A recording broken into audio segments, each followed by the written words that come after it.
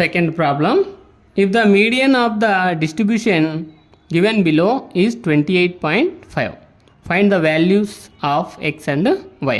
So క్వశ్చన్లో మనకు median value ఇచ్చాడనమాట 28.5 అని. సో క్లాస్ ఇంటర్వెల్స్ ఇచ్చాడు, ఫ్రీక్వెన్సీస్ ఇచ్చాడు 0 to 10, 10 to 20, 20 to 30, 30 to 40, 40 to 50, 50 to 60 అనమాట total class intervals. Frequency 5, x 20, 15, y 5. వీటి యొక్క సమ్ వాల్యూ ఎంత అవుతుందన్నాడు 60 అని క్వశ్చన్లోనే రిప్రజెంట్ చేశాడనమాట. ఫ్రీక్వెన్సీస్ యొక్క సమ్ వాల్యూ 60 అవుతుంది. అంటే అప్పుడు ఈ ఎక్స్ వైను తీసేసి 5 ఒక 20, 25, 25 ఒక 15, 40 అవుతుంది. 40 ఒక 5, 45. అంటే ఈ ఎక్స్ అండ్ వై యొక్క వాల్యూ ఎంత అవుతుందంటే 60 కదా, ఇది 60లో 45 పోతే 15 ఉంటుంది. ఎక్స్ అండ్ వై వాల్యూ యొక్క వాల్యూ 15 అవుతుంది. సమ్ వాల్యూ ఇద్దరు రెండింటి యొక్క సమ్ వాల్యూ 15 అవుతుంది. సో ఇది ఇచ్చినటువంటి మనకు టేబుల్. ఆల్రెడీ క్వశ్చన్లో మీడియన్ 28.5 అన్నాడు. 28.5 అనేటువంటి క్లాస్ ఇంటర్వల్ ఏమి 20 to 30నేనా?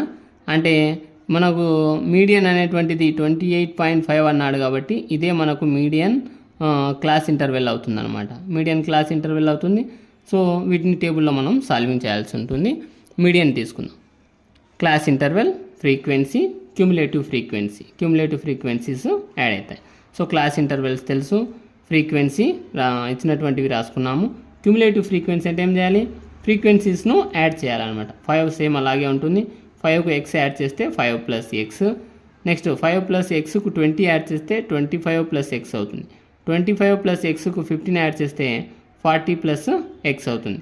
40 + xకు y యాడ్ చేస్తే 40 + x + y అవుతుంది. 40 + x + yకు 5 యాడ్ చేస్తే 45 + x + y అవుతుంది అనమాట. ఇవి cumulative frequencies. So total frequencies ఎంత అని తెలుసు మనకు 60 అని తెలుసు. అంటే sum of the frequencies FI అనమాట 60. ఇదే మనకేమవుతుంది n అవుతుంది. n ఎంత ఇక్కడ 60.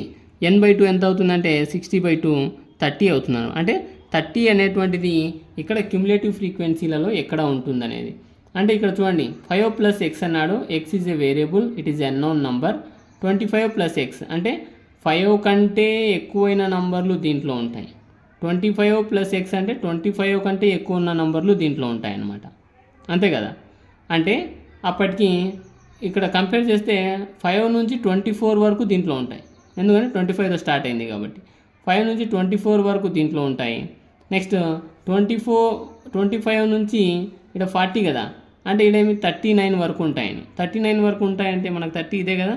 సో ఇది మీడియన్ క్లాస్ అవుతుంది. దాని ముందు ఉండేది సిఎఫ్ అవుతుంది.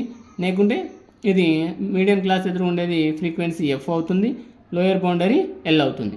సో ఇది కూడా రాకపోతే మనము ఏం చేసుకోవాలంటే క్వశ్చన్లో ఆల్రెడీ 28.5 అన్నాడు కదా మీడియన్.